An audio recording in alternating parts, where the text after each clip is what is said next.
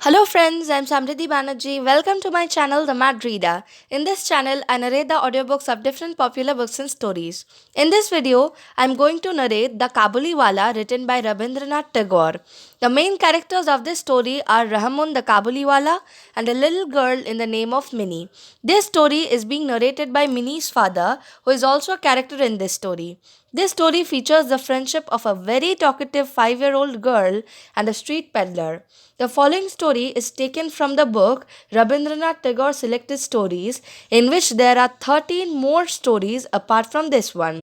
I have provided the link of the Amazon webpage from where you can get this book at a reasonable price. So let's start and see what happens to their friendship as the story progresses.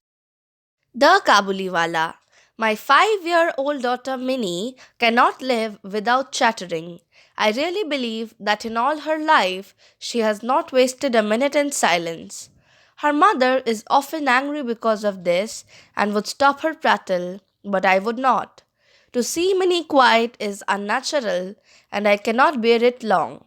And so my own talk with her is always lively. One morning, for instance, when I was in the midst of the 17th chapter of my new novel, my little Minnie stole into the room and putting her hand into mine, said, Father, Ramdayal the doorkeeper calls a crow a crow. He doesn't know anything, does he? Before I could explain to her the differences of language in this world, she had already broached another subject. What do you think, father? Bhola says there's an elephant in the clouds blowing water out of his trunk, and that is why it rains. And then, darting off anew, while I sat still thinking of some reply to this last saying, Father, how is mother related to you? My dear sister in the law, I murmured involuntarily to myself, but with a grave face contrived to answer. Go and play with Bhola, Minnie. I am busy. The window of my room overlooks the road. The child had seated herself at my feet near my table and was playing softly, drumming on her knees. I was hard at work on my 17th chapter where Pratap Singh, the hero, had just caught Kanchanlata, the heroine, in his arms and was about to escape with her by the third story window of the castle. When all of a sudden Minnie left her play and ran to the window, crying, A Kabuliwala! A Kabuliwala! Sure enough, in the street below was a Kabuliwala passing slowly along. He wore the loose soiled clothing of his people with a big turban. There was a bag on his back, and he carried boxes of grapes in his hand. I cannot tell what my daughter's feelings at the sight of this man were, but she began to call him loudly. Ah, I thought, he will come in and my 17th chapter will never be finished. At that exact moment, the Kabuliwala turned and looked up at the child. When she saw this, overcome by terror, she fled to her mother's protection and disappeared.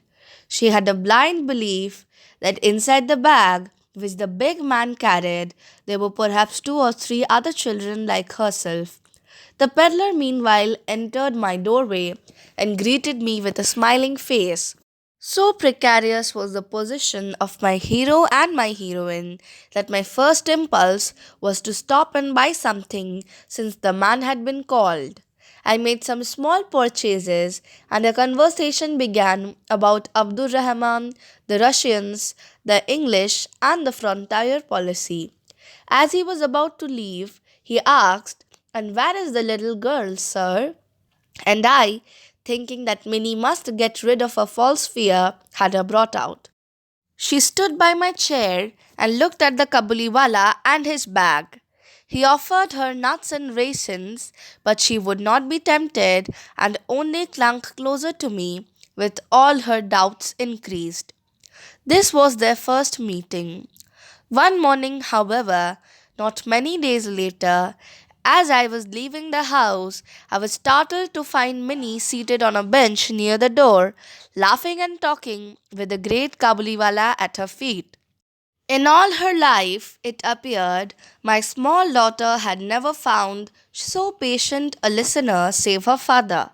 And already the corner of her little sari was stuffed with almonds and raisins, the gift of a visitor. Why did you give her those? I asked, and taking out an 8 anna bit, I handed it to him. The man accepted the money without demur and slipped it into his pocket. Alas, on my return an hour later, I found the unfortunate coin had made twice its own worth of trouble, for the Kabuliwala had given it to Minnie, and her mother, catching sight of the bright round object, had pounced on the child with, "Where did you get that 8 anna bit?" "The Kabuliwala gave it to me," said Minnie cheerfully. "The Kabuliwala gave it to you?" cried her mother, shocked. "Oh, Minnie, how could you take it from him?" I, entering at that moment, saved her from impending disaster and proceeded to make my own inquiries. It was not the first or second time I found that the two had met. The Kabuliwala had overcome the child's first terror by a judicious bribery of nuts and almonds, and the two were now great friends. They had many quaint jokes which afforded them much amusement. Seated in front of him, looking down on his gigantic frame in all her tiny dignity, Minnie would ripple her face with laughter and begin, "Oh, Kabuliwala, Kabuliwala, what have you got in your bag?" And he would reply in the nasal accents of the mountaineer, "An elephant." Not much cause for merriment, perhaps, but how they both enjoyed the witticism. And for me, this child's talk with a grown up man had always in it something strangely fascinating. Then the Kabuliwala, not to be behind, would take his turn. "Well, little one, and when are you going to the father in law's house?" Now, most Bengali maidens have long ago heard about the father in law's house, but we, being a little newfangled, had kept these things from our child, and Minnie at this question must have been a trifle bewildered. But she would not show it, and with ready tact replied, "Are you going there?" Amongst men of the Kabuliwala's class, however, it is well known that the words father in law's house have a double meaning. It is an euphemism for jail, the place where we are well cared for at no expense to ourselves. In this sense would the sturdy peddler take my daughter's question. "Ah," he would say, shaking his fist at an invisible policeman, "I will thrash my father in law." Hearing this and picturing the poor discomfited relative, Minnie would go off in peals of laughter, in which her formidable friend would join. These were autumn mornings, the very time of year when kings of old went forth to conquest, and I, never stirring from my little corner in Calcutta, would let my mind wander over the whole world. At the very name of another country, my heart would go out to it, and at the sight of a foreigner in the streets, I would fall to weaving a network of dreams, the mountains, the glens, and the forests of his distant home, with his cottage in its setting, and the free and independent life of faraway wilds. Perhaps the scenes of travel conjure themselves up before me and pass and repass in my imagination all the more vividly because I lead such a vegetable existence that a call to travel would fall upon me like a thunderbolt. In the presence of this Kabuliwala, I was immediately transported to the foot of arid mountain peaks with narrow little defiles twisting in and out amongst their towering heights. I could see the string of camels bearing the merchandise and the company of turbaned merchants carrying some of their queer old firearms and some of their spears journeying downward towards the plains. I could see, but at some such point, Minnie's mother would intervene, imploring me to beware of that man. Minnie's mother is unfortunately a very timid lady. Whenever she hears a noise in the street or sees people coming towards the house, she always jumps to the conclusion that they are either thieves or drunkards or snakes or tigers or malaria or cockroaches or caterpillars or an English sailor. Even after all these years of experience, she is not able to overcome her terror. So, she was full of doubts about the Kabuliwala and used to beg me to keep a watchful eye on him. I tried to laugh her fear gently away, but then she would turn round on me seriously and ask me solemn questions. Were children never kidnapped? Was it then not true that there was slavery in Kabul? Was it so very absurd that this big man should be able to carry off a tiny child? I urged that, though not impossible, it was highly improbable. But this was not enough, and the dread persisted. As it was indefinite, however, it did not seem right to forbid the man to come to the house, and the intimacy grew unchecked.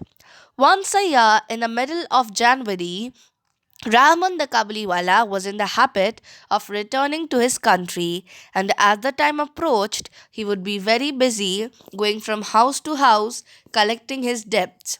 This year, however, he could always find time to come and see Minnie.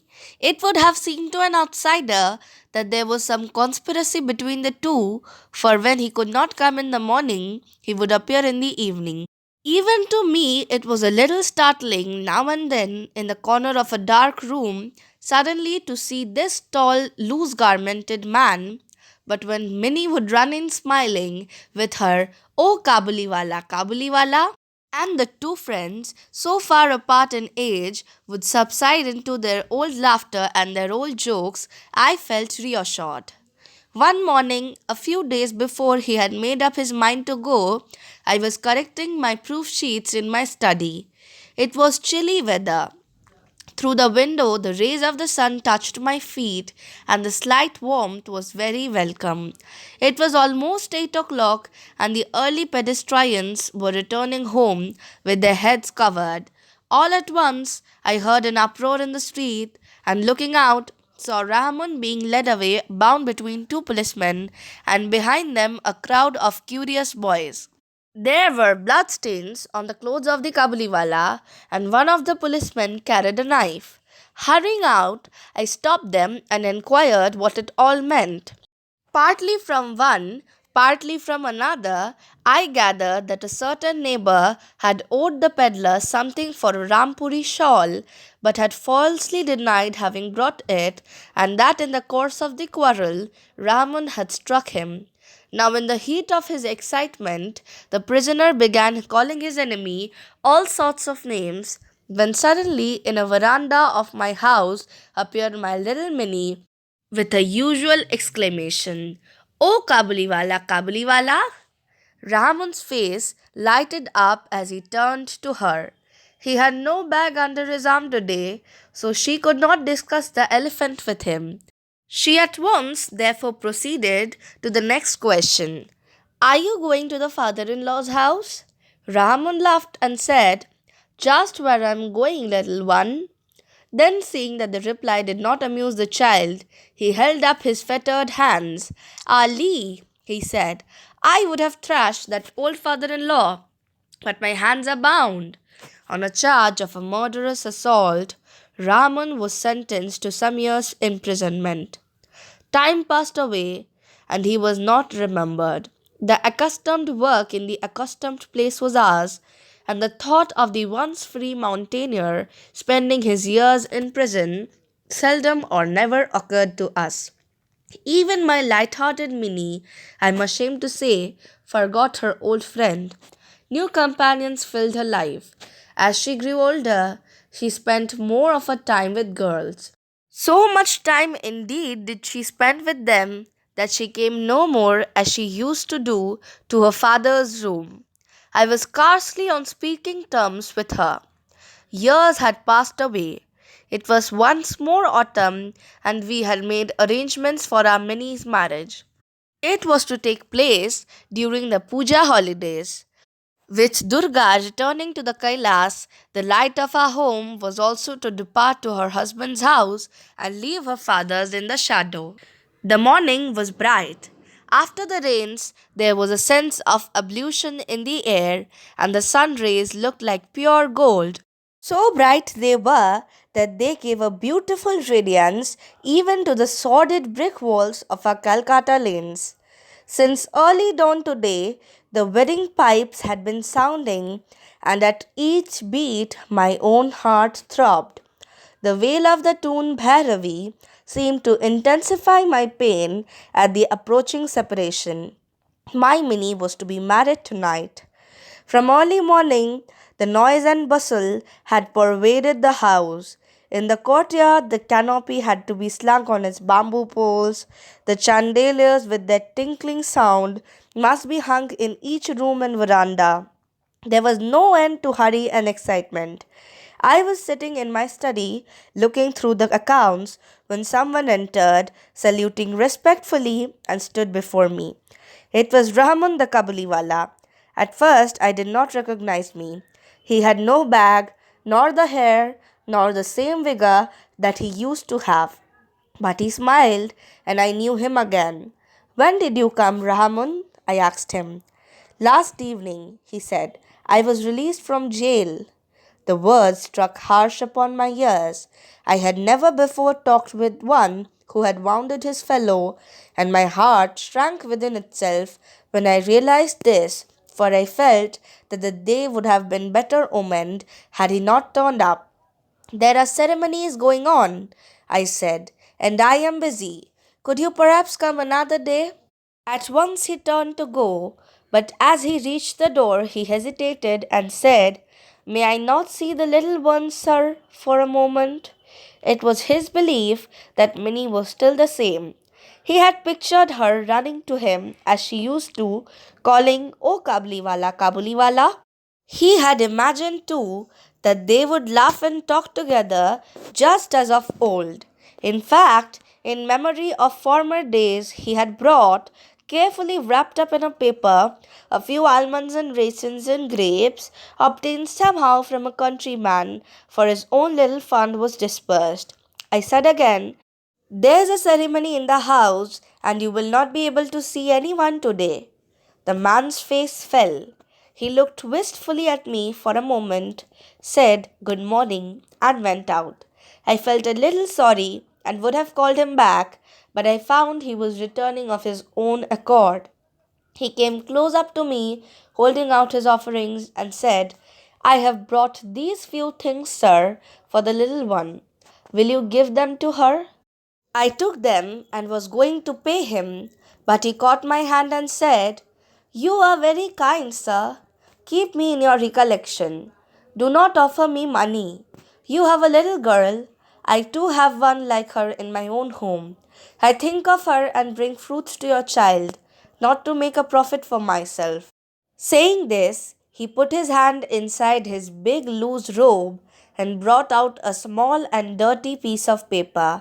With great care, he unfolded this and smoothed it out with both hands on my table.